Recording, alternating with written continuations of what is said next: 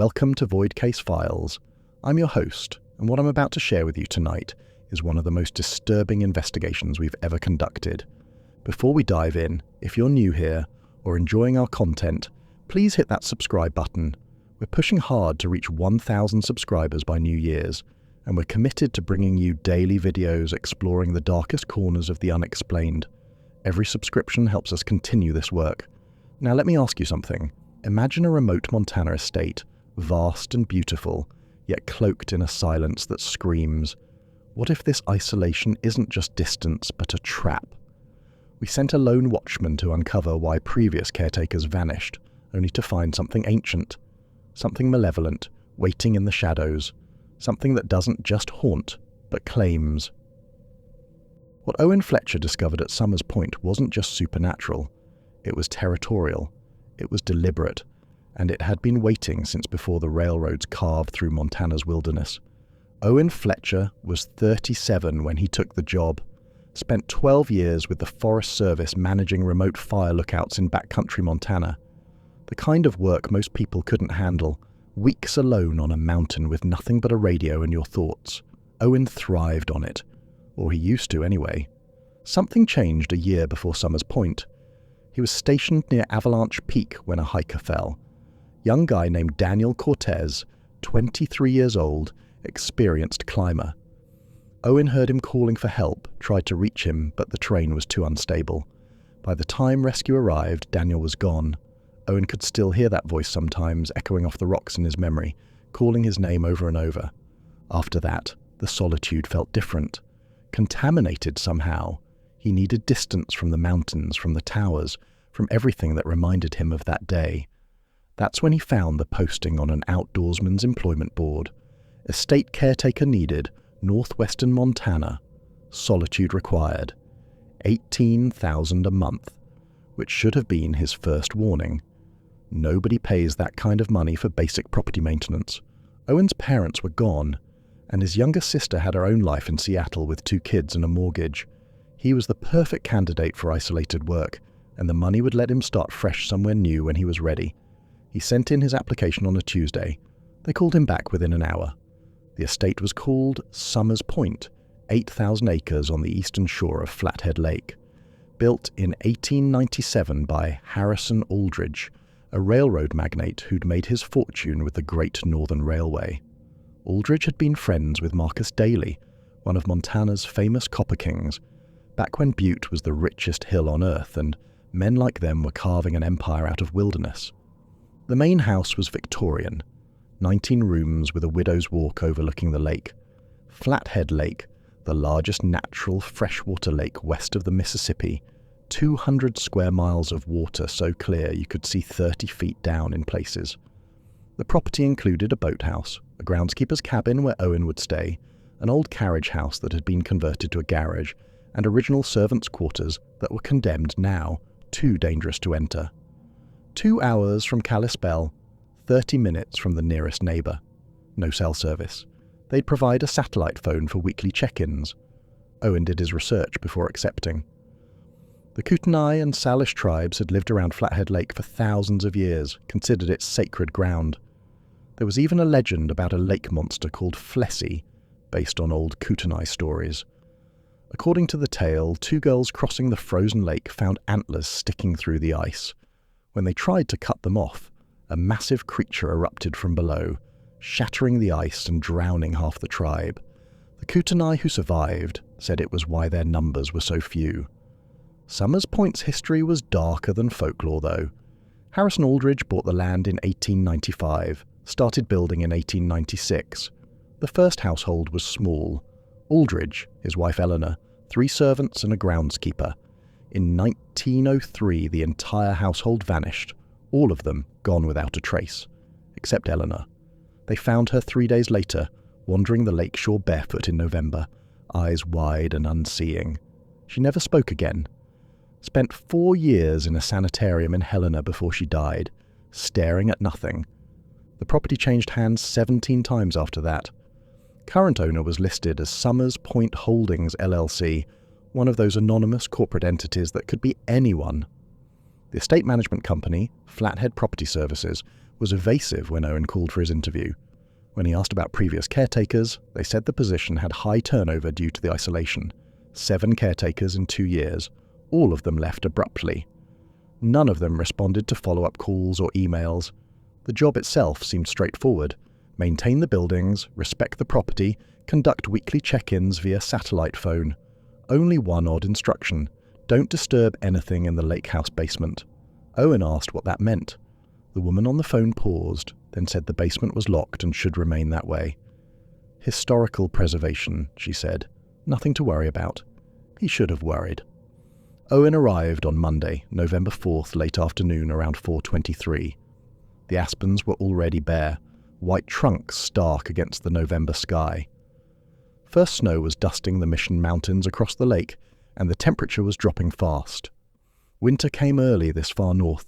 The silence hit him first. Complete, absolute silence. Owen had spent years in wilderness, knew what natural quiet sounded like. The soft rustle of wind through pine needles, the distant call of a raven, water lapping at rocks. This wasn't that. This was the silence of held breath, of something waiting. No birds, no wind. The lake sat unnaturally still, like glass, not a ripple on the surface despite the November cold that should have been whipping it into whitecaps. The main house was pristine, like someone had just left. Windows clean, porch swept, not a leaf out of place. But it felt occupied. Owen couldn't explain it better than that. Walking through those rooms, he had the constant sensation of being watched from corners, from windows, from shadows that fell wrong in the afternoon light. Like the house was aware of him, tracking his movement through its halls.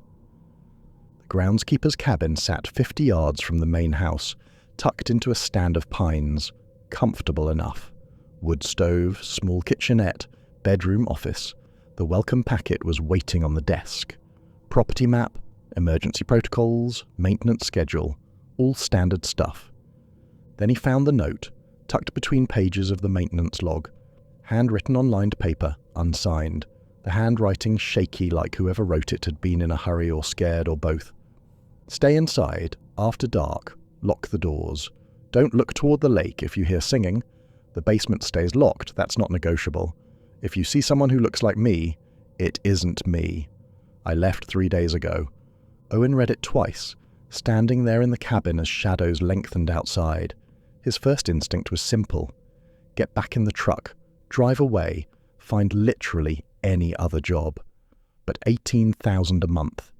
And where else was he going to go? Back to the fire towers where Daniel's voice still echoed in his head. He decided to give it a week. Just a week. If things got weird, he'd leave.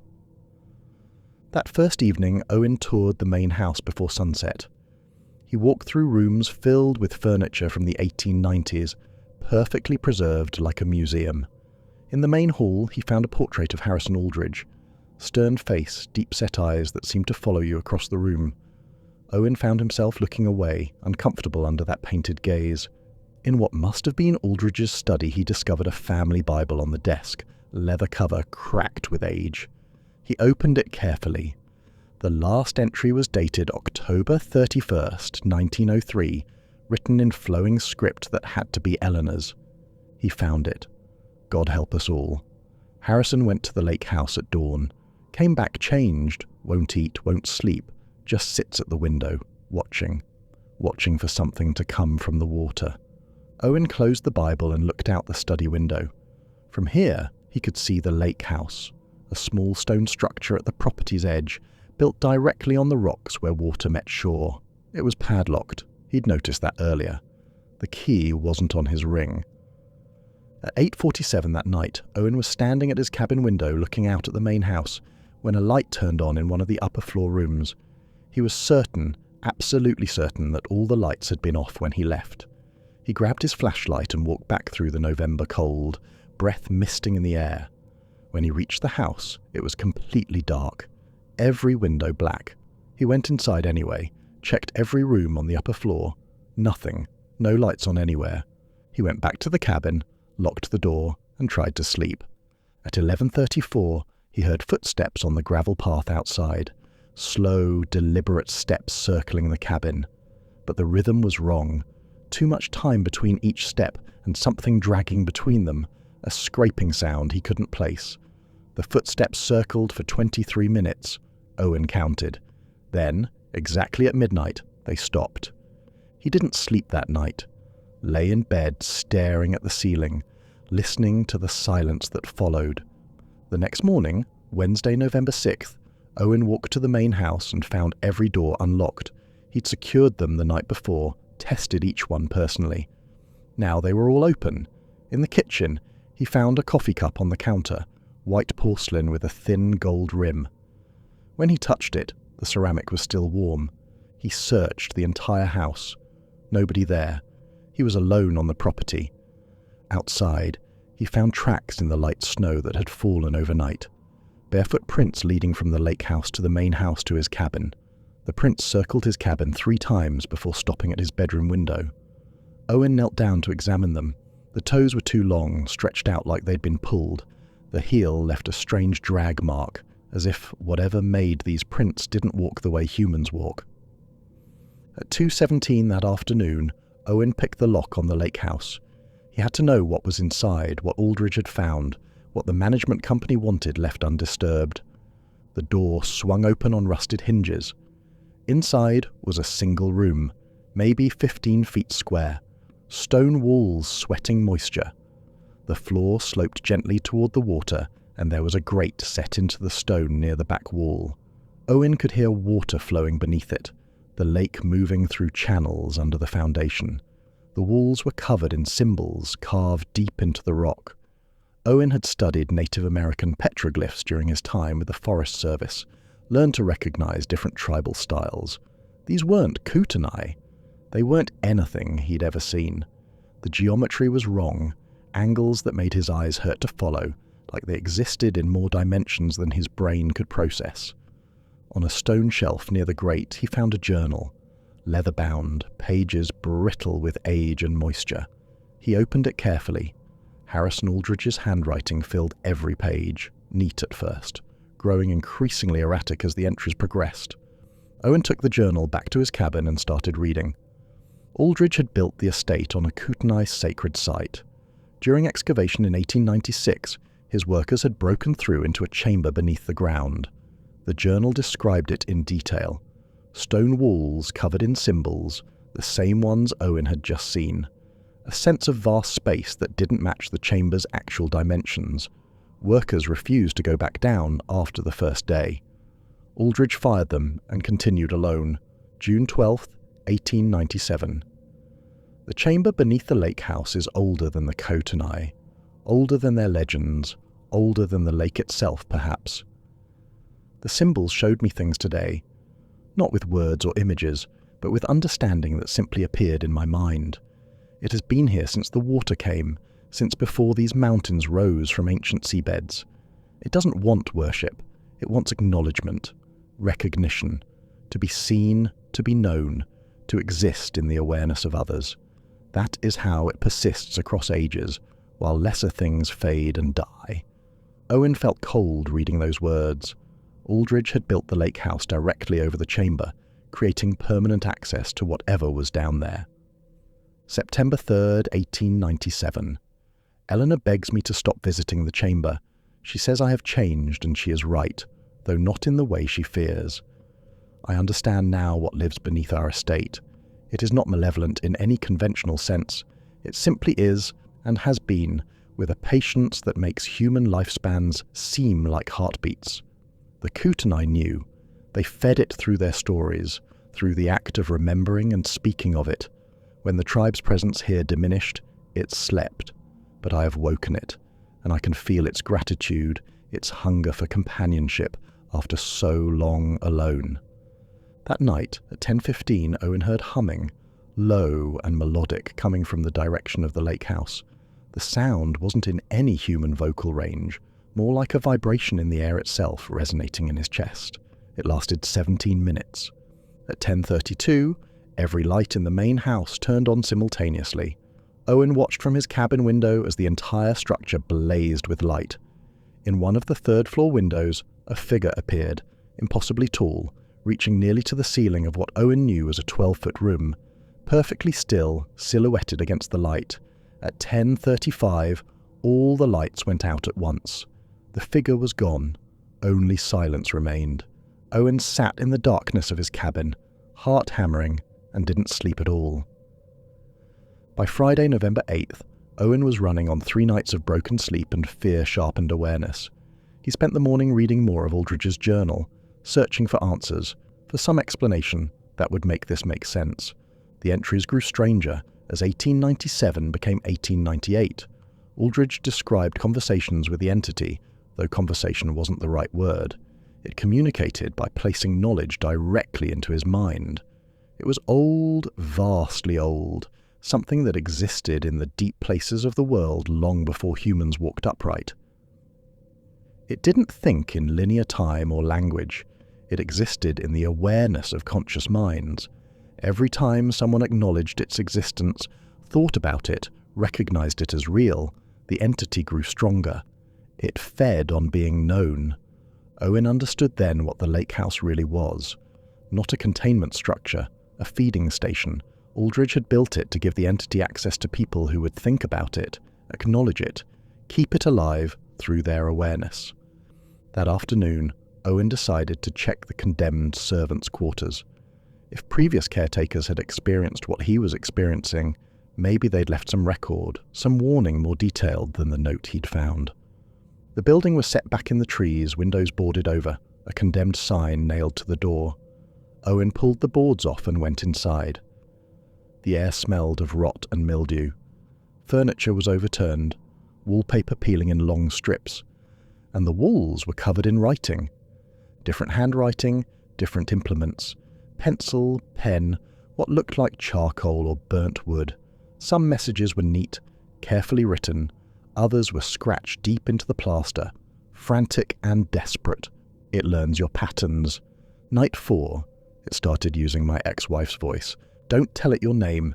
Don't let it hear you say it out loud. It gets in through reflections. I broke all the mirrors, but it found other ways. Every mirror in the building had been shattered, glass crunching under Owen's boots. The final message was carved into the wall near the back door, letters gouged so deep they'd gone through the plaster to the wood beneath.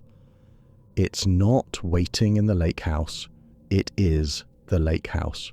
Owen left the building and walked quickly back to his cabin. He didn't run.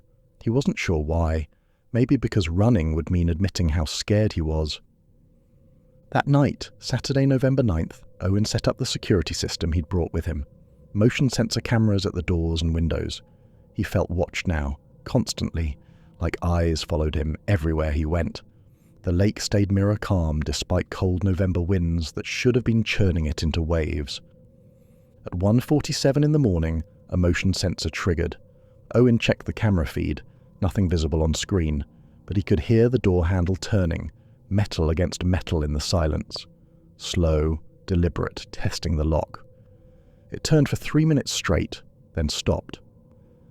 At 3:22, he woke to tapping on the bedroom window. Rhythmic, almost musical, moving around the cabin.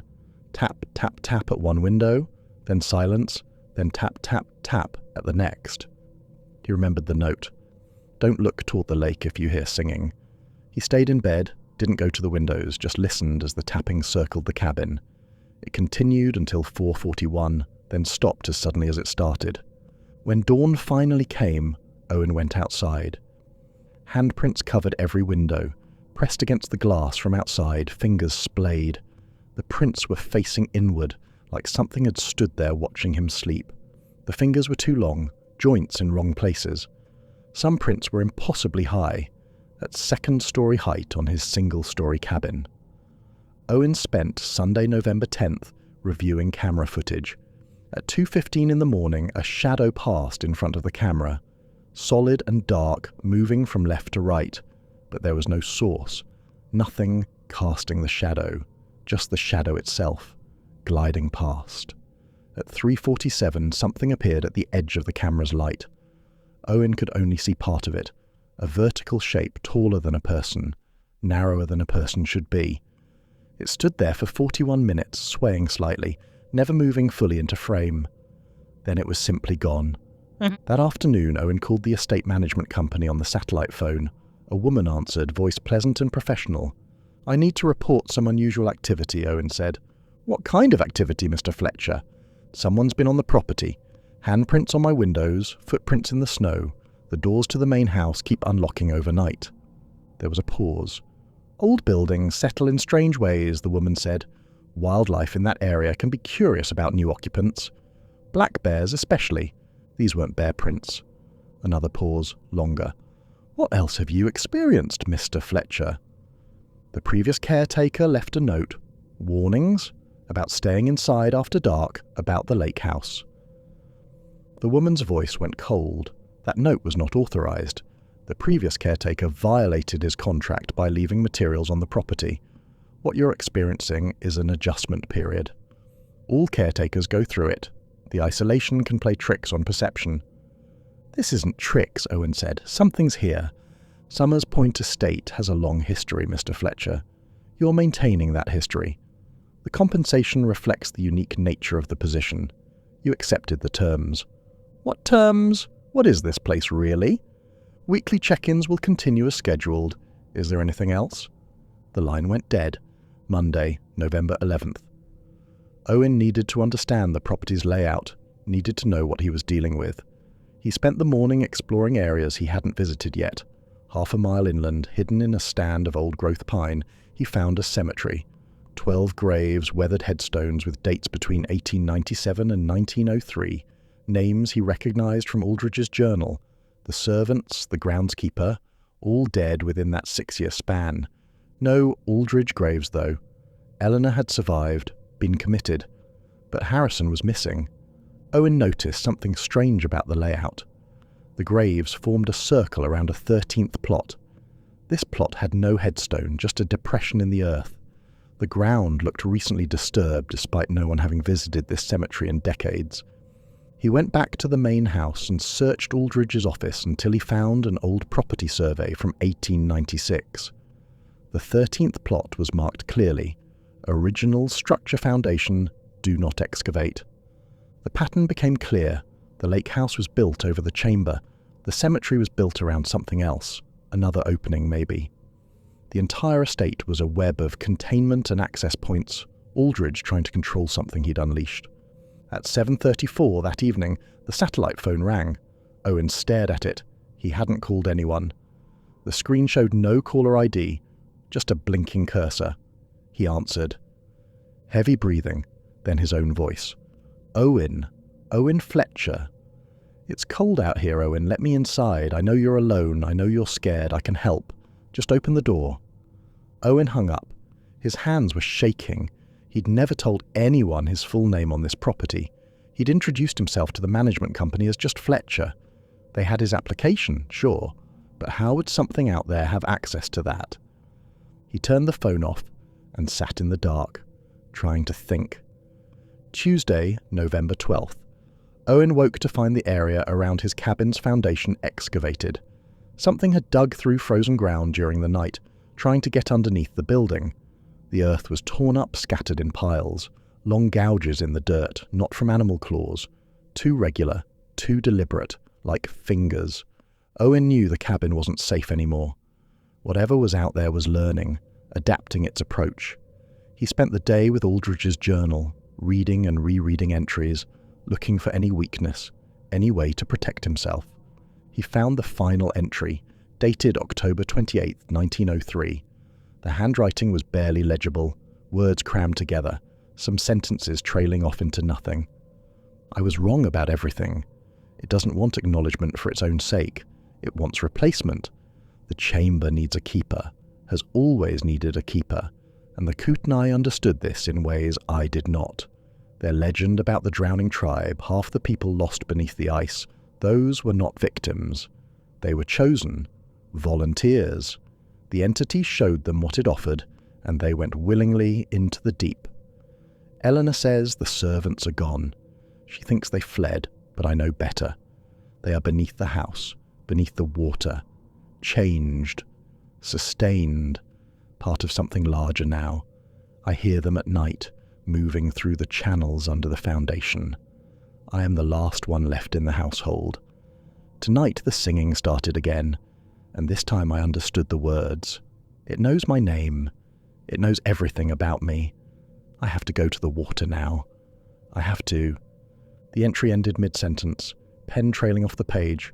Owen closed the journal. Aldridge hadn't vanished. He'd been claimed. The entire household had been claimed, one by one, called down into the chamber to join whatever existed there. Eleanor had somehow resisted or escaped, but everyone else had gone willingly in the end. The isolated location made sense now. Fresh caretakers, one after another, the high pay to attract them, the anonymous ownership to avoid questions. They were feeding it, deliberately, systematically. That night, Tuesday, November 12th at 8:15, Owen barricaded the cabin door with furniture, wedged a chair under the handle, stacked the desk against it. He could feel pressure building in the air, like the atmosphere before a tornado. The lake outside was perfectly still, not a ripple despite wind that shook the pine trees. At 9:03, humming started beneath the floor, not from the direction of the lake house, from directly underneath him. The floorboards vibrated with it. There were words in the humming, syllables in no language he recognized, but somehow he understood them. The meaning bypassed language and went straight into his mind. Come down, come see, come join, come home. At 9:47, a single knock on the door. Polite, patient, then a voice. Owen Fletcher, former ranger, Forest Service badge number 447-923. You watched Daniel Cortez fall at Avalanche Peak on July 14th last year. You tried to reach him, but the terrain was too unstable. You still hear him calling your name sometimes, don't you? I know, Owen. I know everything about you. All your guilt, all your grief, all the ways you've been alone. Let me in. Let me show you how to stop hurting. Owen's blood went ice cold. That information was classified. Daniel's family had requested privacy. The incident report was sealed. Nobody outside the Forest Service investigation knew those details. How could it possibly know? The scratching started at 10:34. All around the cabin, methodical and systematic, testing every wall for weaknesses. At 11:56, everything stopped. Complete silence. Somehow that was worse than the noise. The silence felt alive, expectant. Midnight approached. At exactly 12 a.m., Wednesday, November 13th, the satellite phone rang. Owen had turned it off. It was ringing anyway, screen glowing in the darkness. He answered without thinking. His mother's voice came through, warm and familiar. "Owen, sweetheart, where are you? I've been so worried about you. Why haven't you come to visit me? I miss you, honey. Come see me. I'm at the lake house. I've been waiting for you." His mother had died 3 years ago. Cancer. He'd held her hand in the hospice. "Mom's dead," Owen said quietly. A laugh. His mother's laugh. The one from when he was a child. "Am I? Or am I just finally home, sweetheart? Come see for yourself. Come down to the water. Everyone's here, Owen.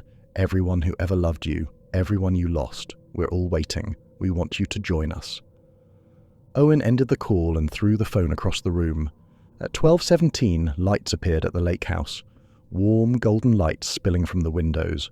Owen could see figures inside, moving like people at a gathering. He heard music drifting across the distance. Faint but unmistakable. A waltz, old-fashioned, the kind of music they would have danced to in Aldridge's time.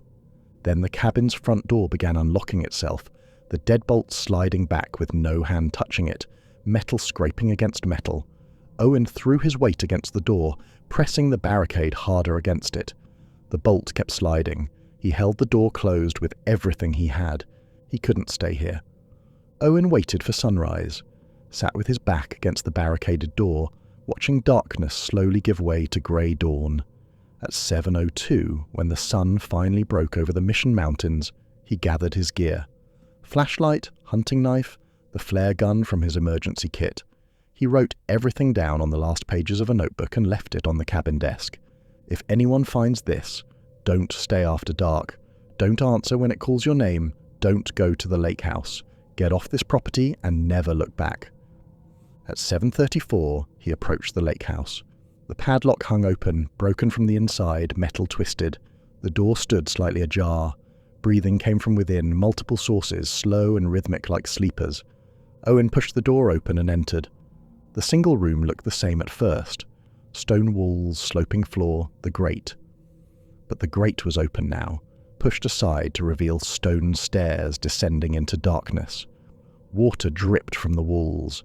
The symbols glowed with faint bioluminescence, pulsing slowly like a heartbeat. The breathing came from below. Owen descended. The stairs spiraled down and down, far deeper than should be possible. He was below the waterline now, had to be, but the stairs kept going. The stonework was ancient, pre-Columbian, pre-indigenous, something from an age when this land was different. The chamber opened at the bottom, circular, maybe 30 feet across. Water flowed through channels cut into the floor, moving in patterns that formed symbols when viewed from above. A stone altar stood in the center, covered in the same glowing markings. But the chamber wasn't empty. People stood around the perimeter. Dozens of them. Owen recognized faces from old photographs in the main house. Aldridge's servants, people from the 1890s in period clothing. But there were others too, more recent. Previous caretakers in modern clothes. Some looking fresh, like they'd arrived yesterday. Others weathered, skin pale and eyes gone strange, reflecting light like water. They were breathing in unison, slow, deep, perfect synchronization. They turned to look at Owen as one, recognition in their eyes, but no fear, no distress. Something like peace, something like belonging, like they'd found what they'd been searching for. In the far corner, in the deepest shadow, something moved. Not one thing, the suggestion of a thing, presence rather than form. It made Owen's mind hurt to perceive it, like staring at an optical illusion that shifted every time he thought he understood its shape. Old beyond any human measurement of time. Patient beyond comprehension. It spoke directly into his mind, bypassing his ears entirely. Owen Fletcher, I have known you since you arrived, since you spoke your name aloud that first day, since you looked at my symbols, since you read Harrison's words, since you thought about me. You have been feeding me since then. You've been mine. You just didn't understand yet. Owen tried to resist, but felt his hand moving without his permission, reaching toward the altar.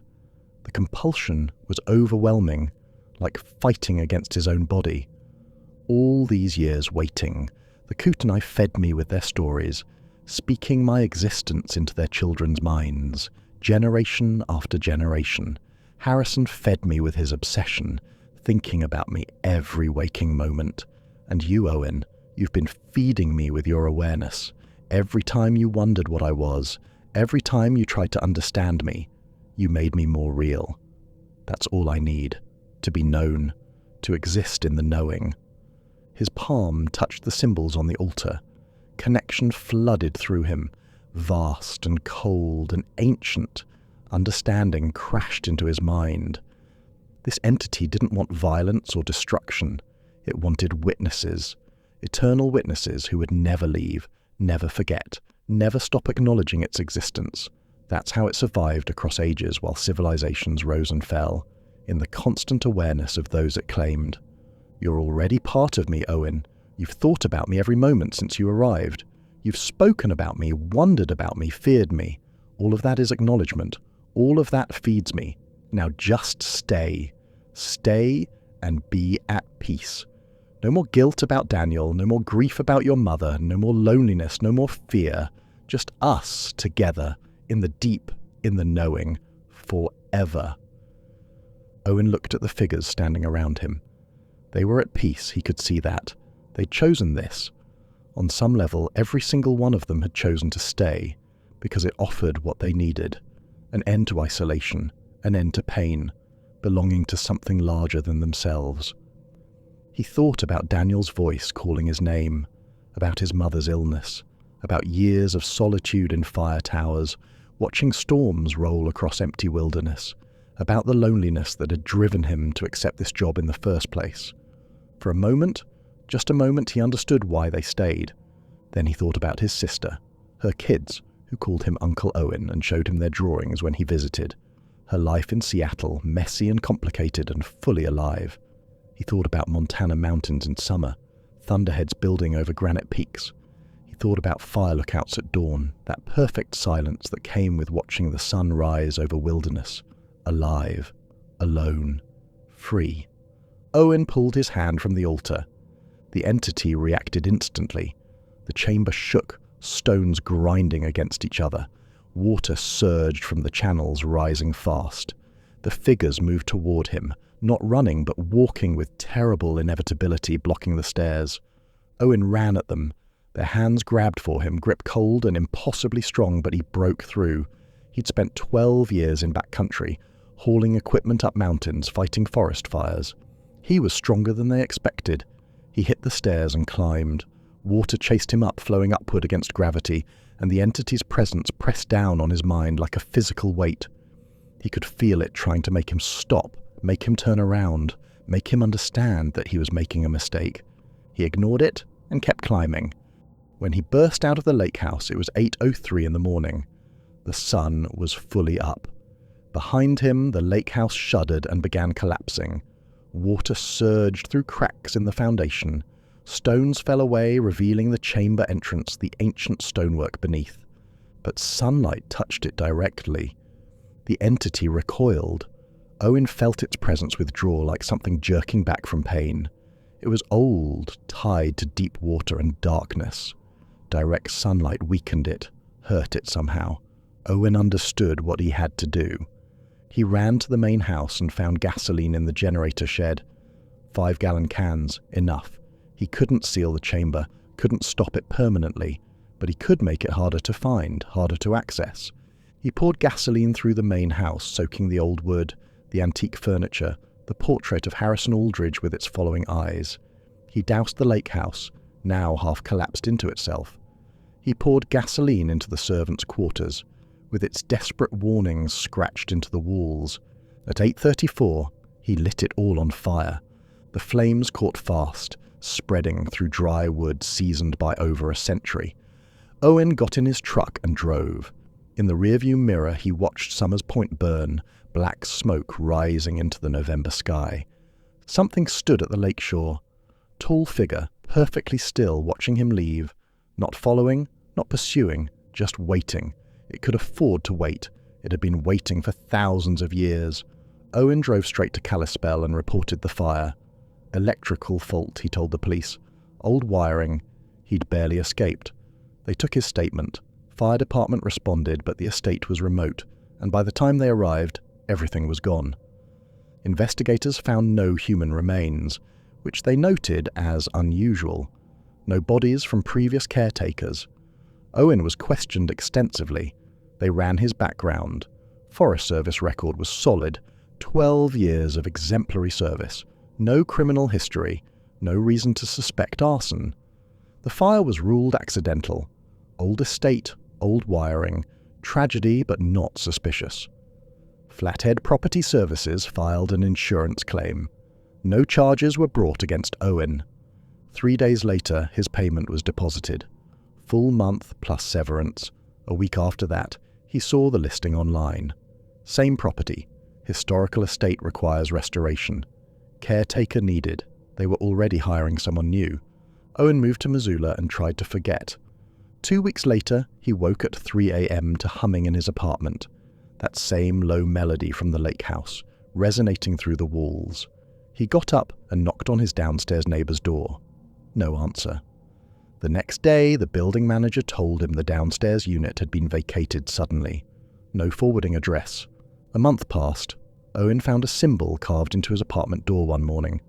The same symbol from the chamber, cut deep into the wood. Building security footage showed nobody approaching his door all night. The camera had been working fine. He saw a psychiatrist, described the nightmares without mentioning what was really in them. She diagnosed him with PTSD from the Cortez incident, said trauma could manifest in elaborate delusions, hypervigilance, paranoia. She prescribed medication. The medication didn't stop the dreams. Every night, Owen dreamed about the chamber, about being welcomed, about the peace on those faces as they stood in the deep, about something vast and patient waiting for him to acknowledge it again. 3 months after Summers Point, Owen was researching late one night, unable to sleep. He found a job posting on the same outdoorsman's employment board where he'd found his original position. Estate caretaker, lakefront property, solitude required, exceptional compensation, different location, different state, same pay rate, same corporate structure, anonymous LLC ownership. The property was on Coeur d'Alene Lake in Idaho. Kootenai territory, same tribe that had warned about Flathead Lake. Owen kept searching. Over the next few hours, he found 7 similar properties across Montana, Idaho, and Washington. All of them had the same pattern: high caretaker turnover, all in areas that indigenous tribes had considered sacred, all on deep water, all currently hiring. Flathead Lake wasn't unique. The thing beneath Summers Point wasn't the only one. There were others, or it was spreading, or maybe it had never been contained to one place. The Kootenai legends talked about multiple sacred sites, multiple places where the ice had broken, where half a tribe had been claimed. Maybe those weren't just legends. Maybe they were warnings that nobody had listened to. Owen Fletcher sent us this recording and his journal 5 months ago. We've tried to contact him 17 times. No response. His apartment in Missoula is vacant. His sister in Seattle says she hasn't heard from him since January. She's filed a missing person report. The Summers Point estate has been rebuilt. New owner, new caretaker. We called Flathead Property Services to ask about Owen. They confirmed he completed his contract and left voluntarily. They're currently hiring for another property. They wouldn't tell us where. Our investigation confirms what Owen discovered. These properties exist. Remote estates on sacred water. Always hiring, always isolated. We've tracked down 3 previous caretakers from other locations. All of them left suddenly. 2 of them won't talk to us. The 3rd sent a single email. Stop asking questions. Stop thinking about it. That's what it wants. The Kootenai understood something we've forgotten. Some places are thin between worlds. Some things exist in those thin places, old and patient and hungry. They need us to acknowledge them, to witness them, to know they're real. That's how they survive. That's how they've always survived. What was beneath Summers Point? We may never know for certain, but we know this. Isolation isn't always peaceful. Silence isn't always empty. And some jobs pay $18,000 a month for a reason.